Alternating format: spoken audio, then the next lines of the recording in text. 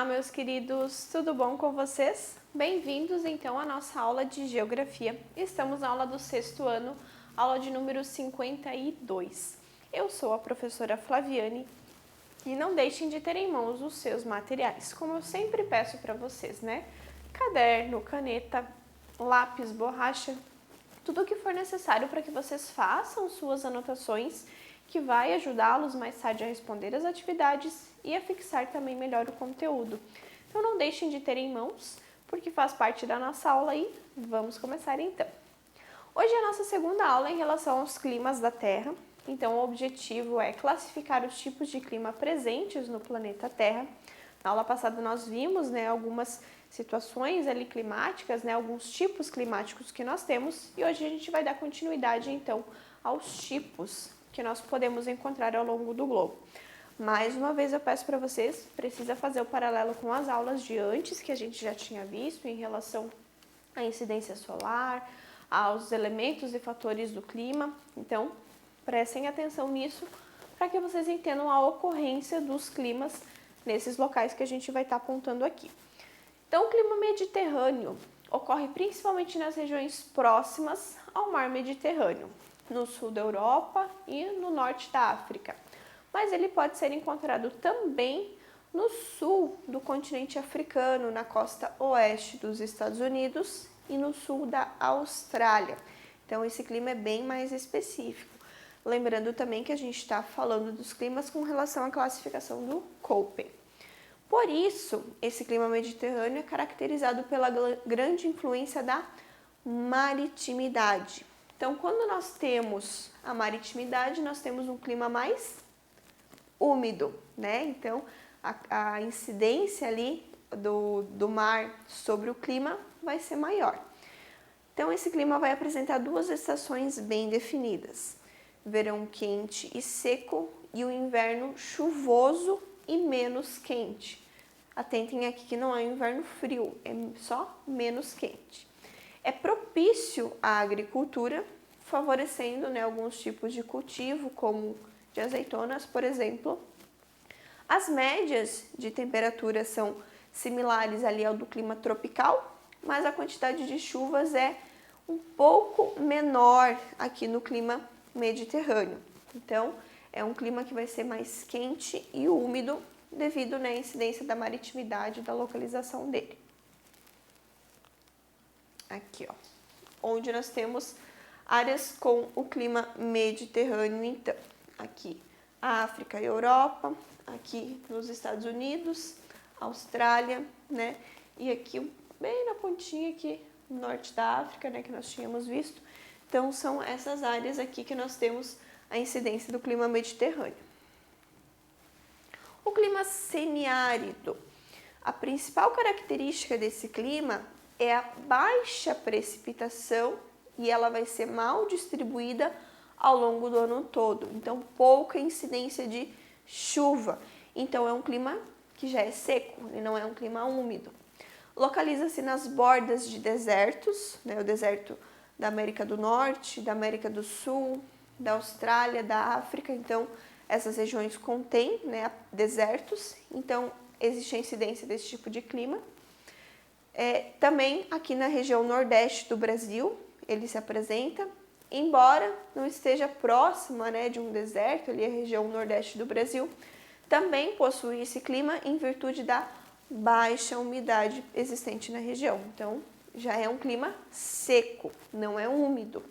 As temperaturas, elas são variáveis, altas na zona tropical e mais baixas em zonas temperadas. Então, vai receber influência de climas próximos ali também. As áreas semiáridas da Ásia Central, do Canadá e do sul da América do Sul, no caso o deserto ali da Patagônia, também apresentam baixas temperaturas, né, pelo local em que estão localizados, ok? Então, aqui a incidência do clima semiárido, ó, os locais em que nós temos o clima semiárido. Áreas, né, que é o nordeste aqui do Brasil, e áreas próximas, então, a desertos aqui, ó, a gente tem. Lembrem da África, né, essa divisão da África da África do Norte, subsaariana, o que define essa divisão é o deserto do Saara aqui, né? Então, o Saara aqui. E aqui a gente tem na Austrália também, no continente europeu aqui, e na Ásia aqui também alguma incidência de desertos. O clima desértico, então aquele era o clima semiárido, ok? E esse é o clima desértico. As chuvas são praticamente ausentes e a baixa umidade do ar contribui então para a formação dos desertos, que podem ser quentes, como o deserto do Saara na África, ou frios, como o do Atacama no Chile. Então aqui a diferença para o outro é que no outro ainda existe uma pouca incidência, mas existe chuva. Aqui é praticamente nula a existência de chuva. Apresenta uma grande amplitude térmica durante o dia, né, temperaturas elevadas durante o dia, e à noite temperaturas negativas, então se cai a temperatura. Também a diferença para o semiárido, essa amplitude térmica ela não vai existir em relação ao clima desértico aqui, né? As temperaturas ou elas são mais elevadas ou elas são mais baixas em virtude da localização no clima semiárido. Aqui no desértico existe a amplitude térmica, essa variação de temperaturas entre dia e noite.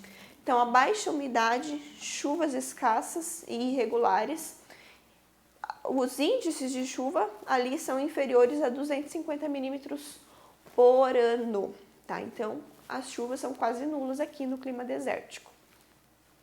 Aqui onde a incidência desse tipo de clima, aqui. O clima frio é característico de áreas de alta latitude, ou seja, áreas mais próximas ali dos polos, né, do Círculo Polar Ártico. Esse tipo de clima, que abrange ali grande parte da Rússia e do Canadá, tem temperaturas baixas na maior parte do ano. Os invernos são extremamente longos, rigorosos, as temperaturas negativas com precipitação de neve. Os verões eles são curtos e as temperaturas elas são amenas em torno de 10 graus. Tá? Então, a incidência desse clima é a característica de que o frio predomina a maior parte do ano e é um frio rigoroso, principalmente no período ali do inverno. Então, aqui, ó, próximo ao Círculo Polar Ártico, aqui em cima, então a gente tem a incidência do clima frio. E o clima polar. A diferença para o clima frio é que o clima polar ocorre nas zonas polares ou em latitudes muito elevadas.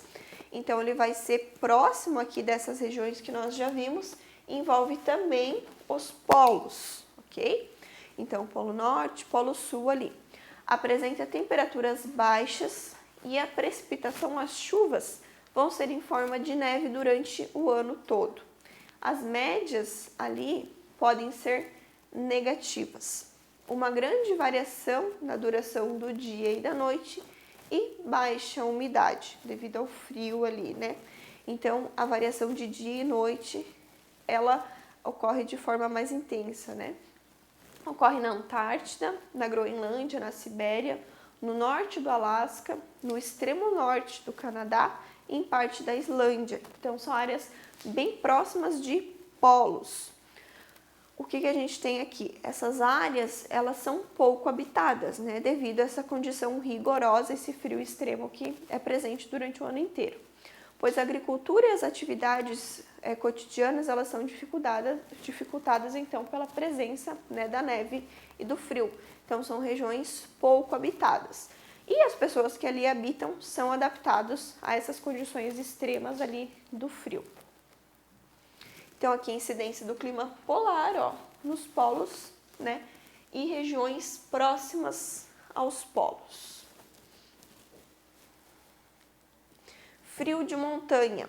Ocorre em regiões com grandes cadeias de montanhas, por exemplo, os Andes, o Himalaia, montanhas rochosas, né, os Alpes, então as regiões mais altas, né, do globo.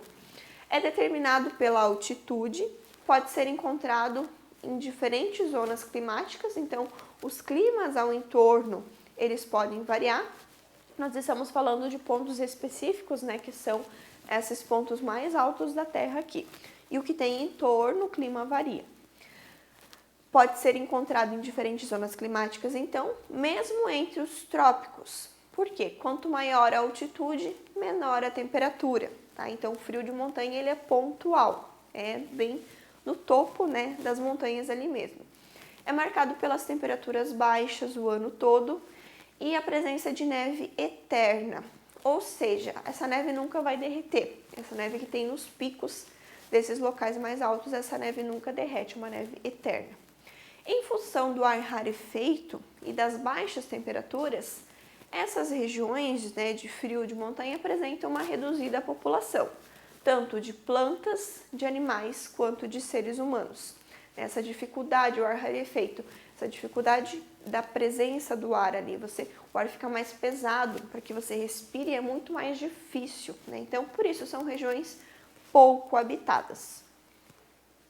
E aqui a presença, então, desse clima de montanha, aqui, ó, frio de montanha. Pontos específicos, ó. Vem que a gente tá na linha do Equador aqui, ó, que como nós vimos, é uma região mais quente e úmida, porém aqui nós temos a presença, ó, do frio de montanha, porque é um ponto específico, são as áreas mais altas do globo que vão apresentar, então, esse tipo de clima. O que nós temos em volta, a incidência dos climas ao entorno, não são influenciadas, então.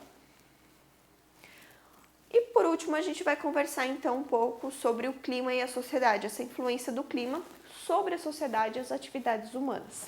Então, vimos os tipos climáticos presentes no globo, como eles são distribuídos, né? E a importância também ali da questão da maritimidade, continentalidade, a incidência do sol, umidade, tudo isso influencia, né, na presença dos climas e como o clima se relaciona com a sociedade.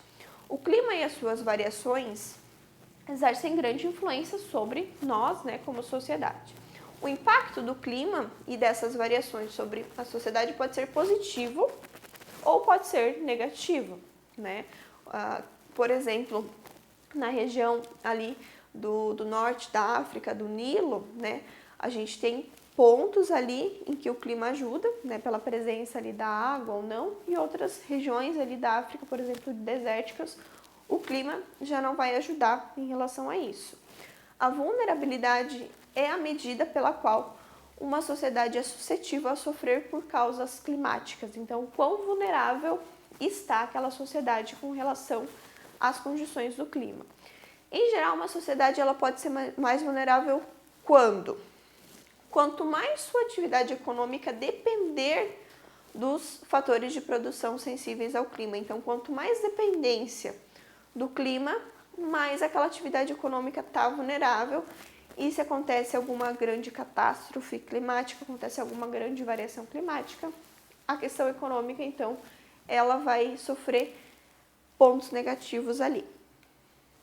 Quanto maior for a vulnerabilidade e a não dependência de certas variáveis essenciais, como a precipitação e a temperatura. Então, quanto menos a gente depender de fatores pontuais, menos vulnerável vai ficar aquela sociedade. Então, conseguir maneiras de contornar aquela situação. Quanto mais baixo for o seu nível de reserva de alimentos e outros materiais, né? Então, se acontecer uma grande catástrofe, se acontecer alguma coisa, o quanto aquela sociedade está preparada para uma grande variação, uma grande mudança. Existe reserva de alimentos e outros materiais? Não existe, então é um ponto de vulnerabilidade. Quanto menos desenvolvida for a capacidade do seu sistema de transporte em deslocar suprimentos das áreas onde há excedência, né, onde está sobrando alimento ou sobrando determinado produto, para áreas em déficit, onde não há produção ou a produção está em baixa. Então, se temos um sistema de transporte que consegue compensar, né, fazer esse transporte, a vulnerabilidade já vai cair. Quanto menos preparada estiver a sociedade para lidar com impactos climáticos adversos, né? Então, o que eu comentei antes, se acontecer alguma grande catástrofe, uma grande virada, né, aquela sociedade estará preparada para aquilo que possa estar por vir, né? Então, a preparação, você estar preparado para aquilo que ainda não aconteceu, é diminuir essa questão da vulnerabilidade. Então, a sociedade e o clima têm essa relação, né? E o que diferencia um do outro é essa questão da vulnerabilidade. É isso então, pessoal. Vimos, né, nessas duas aulas os climas, a distribuição dos climas sobre o globo terrestre. Espero que vocês tenham compreendido, né, a influência dos fatores ali e elementos do clima sobre essa distribuição. Não deixem de fazer as suas atividades e nos vemos na nossa próxima aula. Tchau, tchau!